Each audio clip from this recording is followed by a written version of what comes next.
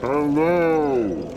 From the infested swamps of Blighttown to the pristine palaces of Anor Londo, the Trials of Dark Souls offered a cavernous adventure filled with secrets, innovation, and of course, death. Less than a year later, the game is summoned once again to do battle on the PC. A smattering of additions to this new version is accompanied by a few irksome caveats, but the defining virtues of the game are intact. I await good tidings. These virtues include a prodigious combat system where a weapon's weight and striking style are on equal footing with its stats.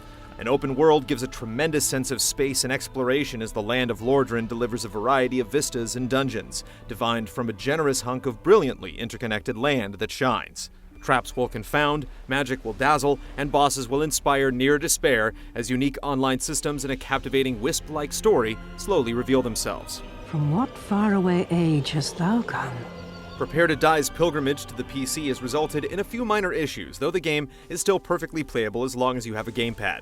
Keyboard and mouse simply can't serve as a surrogate for these swords and shields. Keyboard controls are atrocious, and even twiddling with user-defined key bindings does little to alleviate an additional and unwelcome layer of masochism.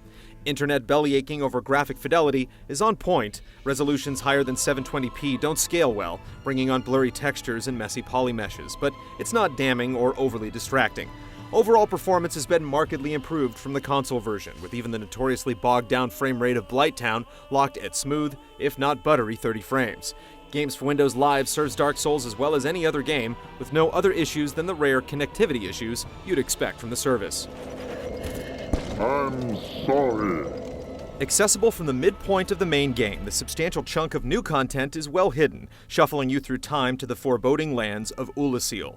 The level of challenge taxed towards crushing, with formidable foes barring progress to new lands, spells, and unexpected oddities. A new matchmaking arena facilitates player versus player combat, complete with leaderboards, offering a way to test your mettle against other human players that's more direct than entering covenants or using special items.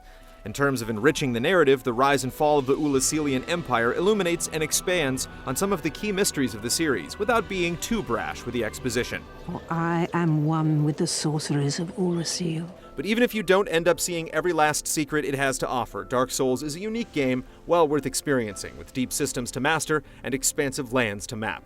An unwritten contract requires that the player intimately embrace the game's intricacies in order to persevere and ultimately conquer the difficult challenges. There are one or two things to be wary of here, but if you're willing to sign, you'll have a chance to earn a feeling of true accomplishment.